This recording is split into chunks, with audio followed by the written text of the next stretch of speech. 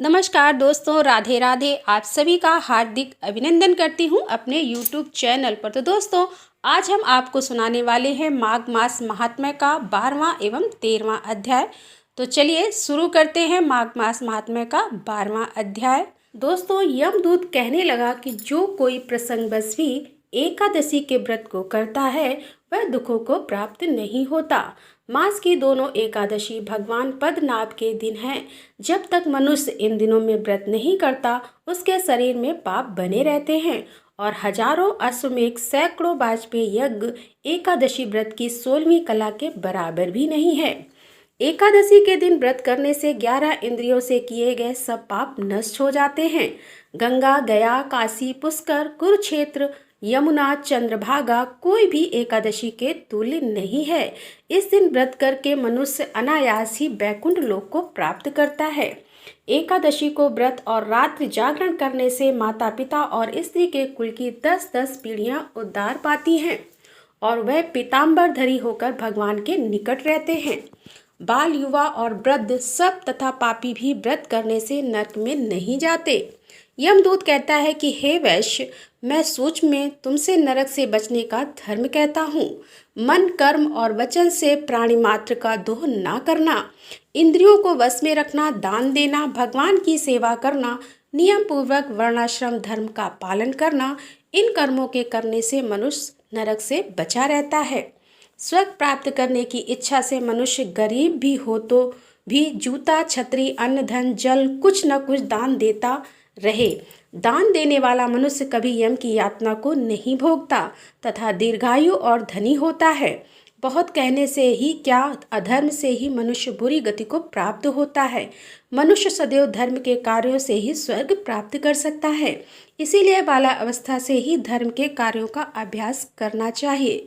वे अध्याय को विराम देते हुए 13वां अध्याय प्रारंभ करते हैं। विकुंडल कहने लगा कि तुम्हारे वचनों से मेरा चित्त अति प्रसन्न हुआ है, क्योंकि सज्जनों के वचन सदैव गंगा जल के सदृश पापों का नाश करने वाले होते हैं।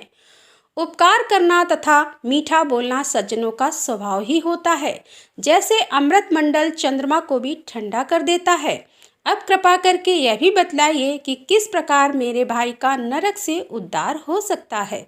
तब दूत कुछ देर ज्ञान दृष्टि से विचार कर मित्रता रूपी रस्से से बंधा हुआ बोला कि हे वैश्य, यदि तुम अपने भाई के लिए स्वर्ग की कामना करते हो तो जल्दी ही अपने 8 जन्म के पुण्य फल को उसके निर्मित अर्पण कर दो। तब विकुंडल ने कहा कि हे दूत, वह पुण्य क्या है और मैंने कौन से जन्म में और कैसे किया है, सो सब बतलाओ, फिर मैं अपना पुण्य अपने भाई को दे दूंगा।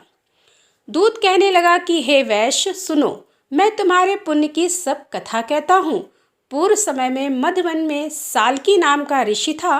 वह बड़ा ही तपेश्वरी, ब्रह्मा के समान तेज वाला तथा 9 ग्रह की तरह उसकी स्त्री रेवती के 9 पुत्र थे, जिनके नाम ध्रुव, शशि, बुध, तार, ज्योतिमान थे।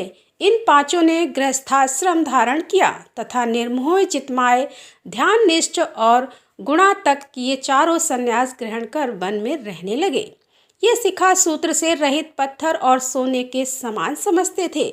जो कोई अच्छा या बुरा उनको अन्न देता वही खा लेते और कोई कैसा ही कपड़ा दे देता उसको ही पहन लेते। सदैव ब्रह्मा के ही ध्यान में लगे रहते। इन चारों ने व्रत, शीत, निद्रा और आहार सबको जीत लिया। बस चर अचर को विष्णु रूप समझते हुए मौन धारण करके संसार में विचरते थे। ये चारों महात्मा तुम्हारे घर आए। जब तुमने मध्याह्न के समय भूखे प्यासे इनको आंगन में देखा तो तुमने गदगद कंठ से आंखों में आंसू भरकर इनको नमस्कार करके इनका बड़ा आदर सत्कार किया। इनके चरणों को धोकर बड़े प्रेम से तुम इनसे कहने लगे कि आज मेरे अहोभाग्य हैं, आज मेरा जन्म सफल हुआ है, मुझ पर भगवान प्रसन्न हुए हैं, मैं सनाथ हुआ। मेरे माता पिता, पत्नी, पुत्र, गौ आदि सभी धन्य हैं जो आज मैंने हरि के सदृश आपके दर्शन किए। सो हे वैश्य, इस प्रकार तुमने श्रद्धा से उनका पूजन किया और चरण धोकर जल को मस्तक से लगाया। फिर विधि पूर्वक इनका पूजन करके तुमने इन सन्यासियों को भोजन कराया। इन सन्यासियों ने भोजन करने के रात को तुम्हारे घर में विश्राम किया और ब्रह्मा के ध्यान में लीन हो गए। इन सन्यासियों के सत्कार से जो पुण्य तुमको मिला सो मैं भी कहने में असमर्थ हूँ, क्योंकि सब भूतों में प्राणी श्रेष्ठ है। प्राणियों में बुद्धि वाले, बुद्धि वालों में मनुष्य, मनुष्यों में ब्राह्मण, विद्वानों में पुण्य आत्मा और पुण्य आत्माओं में ब्रह्म ज्ञानी सर्वश्रेष्ठ है। ऐसी ही संगत से बड़े बड़े पाप नष्ट हो जाते हैं। यह पुण्य तुमने अपने पहले 8वें जन्म में किया था, सो यदि तुम अपने भाई को नरक से मुक्त कराना चाहते हो तो यह पुण्य दे दो। सो दूत के ऐसे वाक्य सुनकर उसने प्रसन्न चित्त से अपना पुण्य अपने भाई कुंडल को दे दिया और वह नरक से मुक्त हो गया और दोनों भाई देवताओं से पूजित किए गए। तब दूत अपने स्थान को चला गया। इस प्रकार वैश्य के पुत्र विकुंडल ने अपना पुण्य देकर अपने भाई को नरक की यातना से छुड़वाया।